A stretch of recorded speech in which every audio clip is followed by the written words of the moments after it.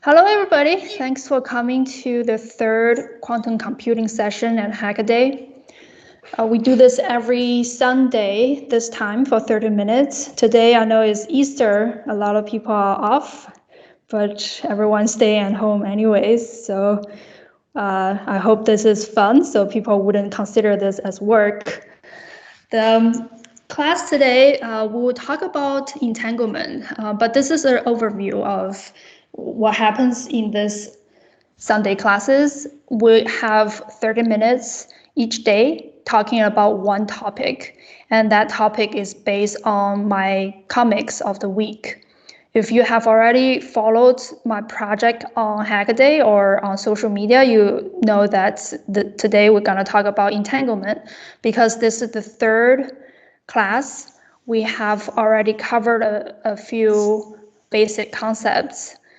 And if you missed them, don't worry, there's the link to the Hackaday project. Also, Brian has posted it in the chat. You can follow and find the links to the recordings from before in the files section. And I also include a couple links, useful links that you can look up for your self-learning. And we also gonna use these later. Did someone want to ask a question just now? Okay, let's put questions in the chat and I will go through the materials on the slides with you. Remember that we talked about superposition before.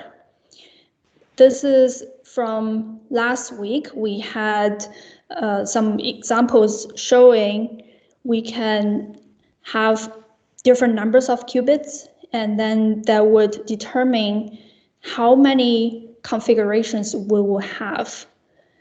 So remember, if we have one qubit, it can have two states in superposition. If we have two qubits, then we will have four configurations in superposition. If we have three, that will be 8. So n qubits will have 2 to the n possible configurations. It scales exponentially. So that gives us a degree of freedom to manipulate our system.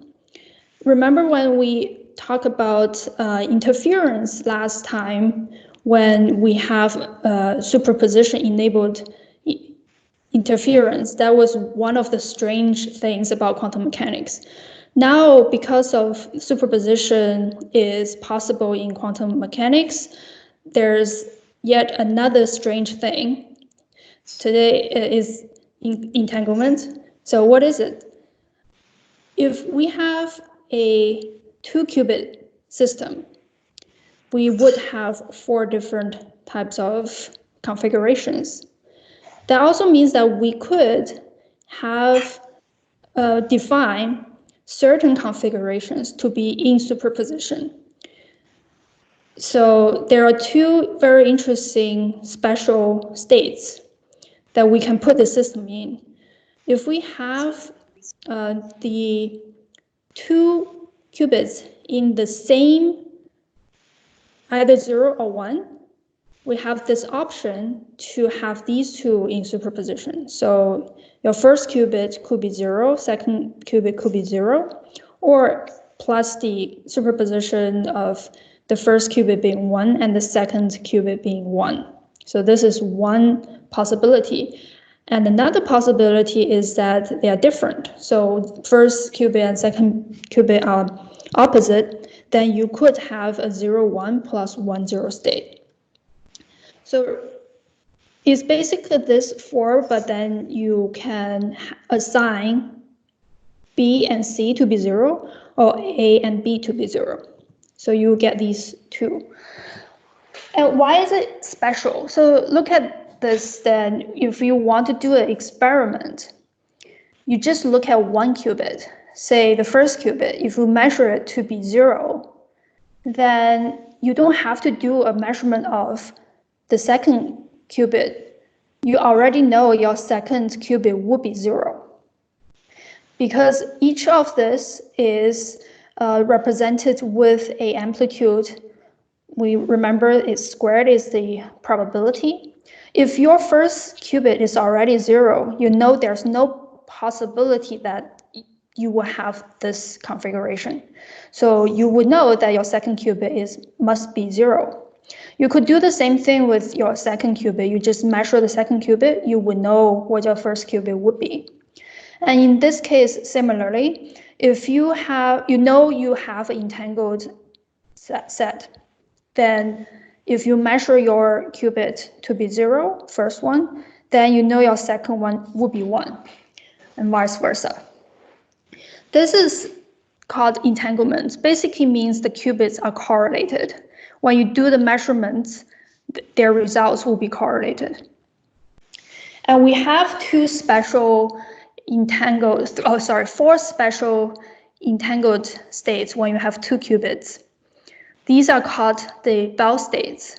It's showing you that, so plus or minus of the 0, 1 and 1, 0 combination, or a plus or minus 0, 0, 1, 1. So the special thing about it is that the amplitude here now is equal.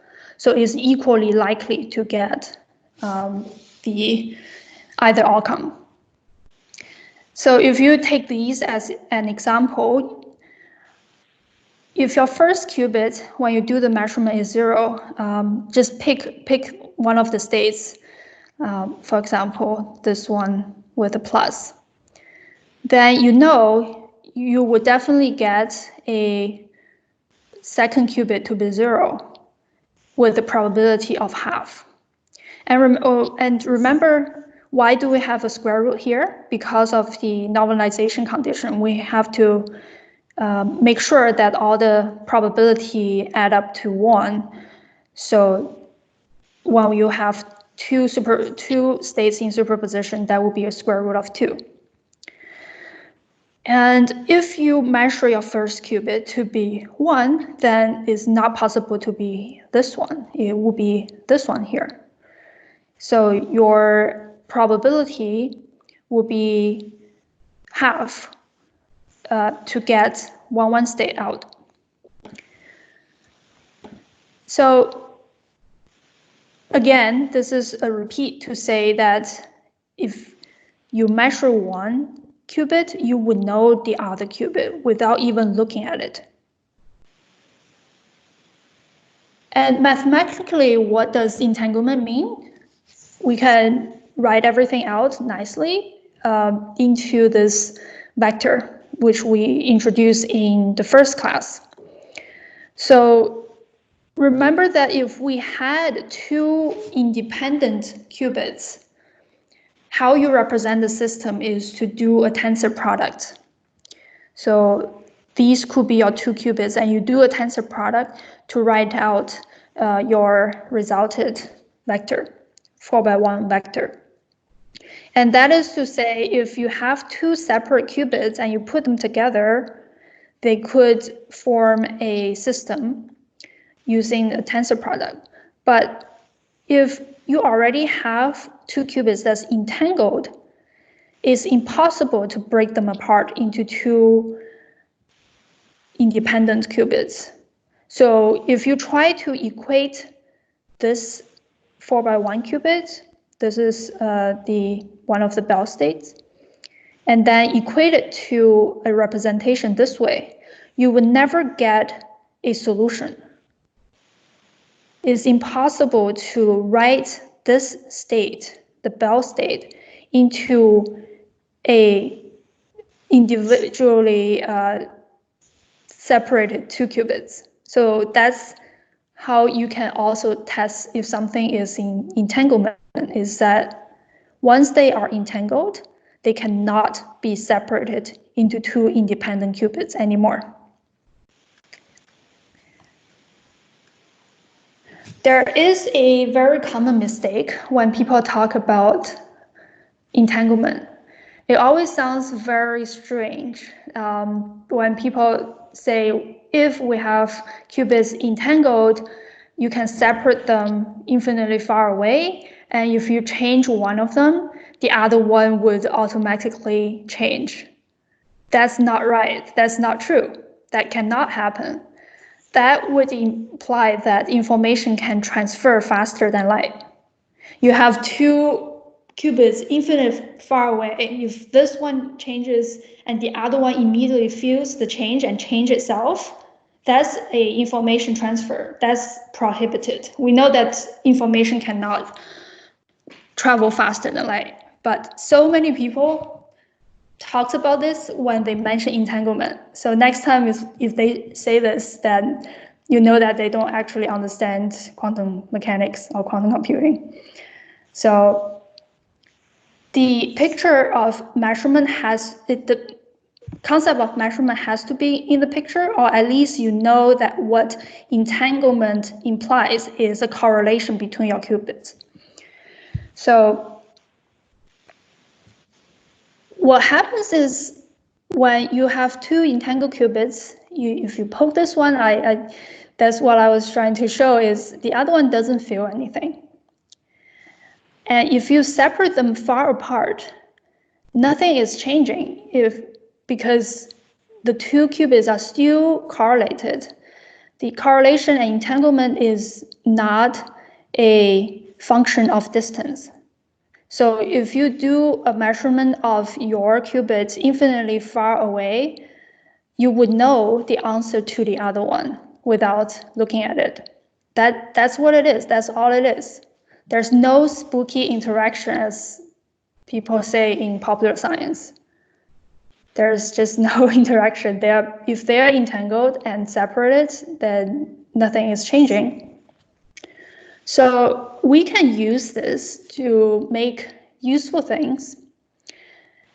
If you can prepare a pair of entangled qubits and separate them to two different people, one of them, if they take a measurement of their qubit, they can know what the other person will get when they make a measurement. So here, Alice and Bob prepared a pair of Bell states. They separated them, and Alice, if she measures and gets 0, she knows if Bob measures, he will get a 1, because the state will be in this one. Now, if she wants him to obtain 0 instead, she will just ask him to flip his qubit. And there are ways to flip qubits, which we'll talk later. So this is basically what entanglement implies. It's very, very useful. We actually use it in every single algorithm. So this is repeating the idea there. You start with one of the entangled pair. Alice makes a measurement, and she would know Bob has a particular 1. And if Bob measures his, he would know what Alice has. And if we can entangle two qubits, there's no reason we cannot entangle more qubits. So a Bell state counterpart for multiple qubits is the GHZ states. When you have 3, this is the simplest form of GHZ states, is these 111 and 000 in superposition. And if you have n qubits, you can just have many of them and put them into this particular state to entangle them. So this is a shorthand mathematical way to write this. You can imagine, even though it cannot communicate, it cannot be used to communicate information faster than light, it can still be useful. For example, in encryption, you would know if you establish a key using entangled qubits, you know what the other person will have. So you can encrypt your message and decrypt your message using a specific sequence. And some other examples also include teleportation. This is one of the ways to demonstrate if you have entanglement between your qubits, but it also is a way of communication. So I just said that they cannot be used to communicate faster than light. So there needs to be some information that's transferred using classical ways of communicating. So I'm not showing you any details of this algorithm yet. I'm just using this to tell a story with cartoon. We'll go into this to see this step by step once we learn how to manipulate qubits. So just look at this picture here. What is happening is when Alice and Bob, they prepare a Bell state, they separate them and they go as far away as they want. Then Alice now has 1 qubit, but if she wants Bob to know about some unknown qubit that she later obtains, she can actually entangle her now 2 qubits, and then she can do a measurement of her qubits, and she finds out the answer and call Bob, not directly telling him what she has, but telling him what to do with his qubit. When Bob does a measurement, he will get the same new qubit that Alice obtained using his only qubit. So that's what teleportation is about. It's basically because with a starting point, any of the Bell states, you would be able to build out a table, a grid of what to do to Bob's qubit. You know everything in between in this grid, and you can just do a manipulation to Bob's qubit to obtain what Alice wants him to know. We'll go into this what are X and Z later. These are gates. That's the way to apply a change to a qubit. So that will be our next few sessions, is about how you can manipulate qubits. Another similar algorithm is the superdense coding. It's kind of the opposite. So what just now Alice and Bob did was they exchanged classical information in order to exchange quantum information. So they did not directly send qubits, they sent classical information by calling Bob or sending him a letter. But in effect, Bob gets the quantum information Alice wants him to know. Superdense coding is kind of the opposite, where they were sending quantum information, but what Alice wants Bob to know is a classical piece of information. So again, you have to know what type of gate. You have to establish a table of possible outcomes.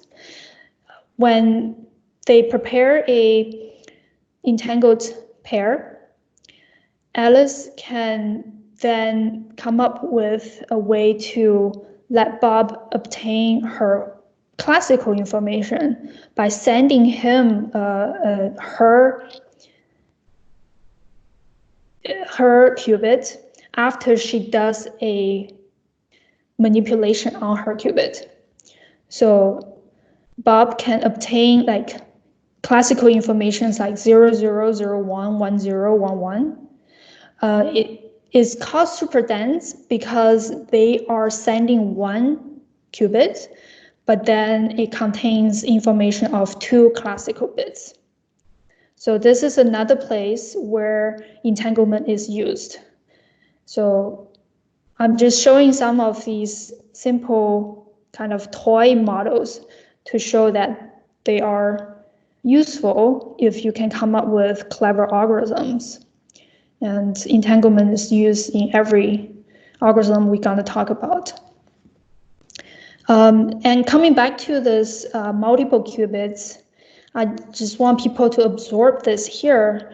If you have n qubits, you can entangle them all.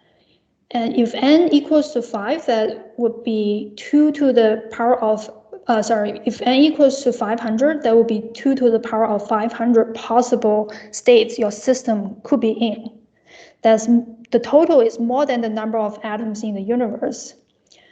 Yet, only 500 qubits are needed to contain all these information if you entangle all of them. And that's what nature has been doing. That's what our universe is having, a lot of fundamental quantum particles that are in entanglement, and they are just doing this calculation behind our back. When we do an observation, we used the term collapse last week, but it's really a result of interference. We are making an observation to find out what's the most possible outcome, but then at the same time, all these particles are doing their own thing without us looking. So that's really cool. And then the last piece is a word of caution here, is that entanglement can be very useful if we know what we're doing. If we establish an algorithm that we know each step what the qubits would do, then we will get the results very efficiently. If we do one measurement, you will know what the rest of your system will be at. But entanglement can be also very dangerous because your qubit, your system has to be perfectly isolated. If you prepare this very nice entangled system, you want them to be totally uninterfered with your environment. If there's any imperfection, it could very easily entangle with its environment. And the environment is also made up of all those quantum particles. So you have to have prevention. But then measurement is an act of destroying your system. So because all of the measurement devices are made of physical things and they're all at the fundamental level quantum, then when you approach your system with your measurement device, it would be entangled with your system as well. So you have to build in this mess up in your measurement in order to get the correct information you need. So there's a huge field about error correction. When you do measurement or you have unintended errors when the qubits entangle with its environment, you have to be very, very careful and have additional circuitry built in to correct the errors that could be caused by the environment. So we will also talk a bit more about this in the hardware sessions, because different types of hardware will have different tendency to its entanglement with its environment. So that's what we're going to show today.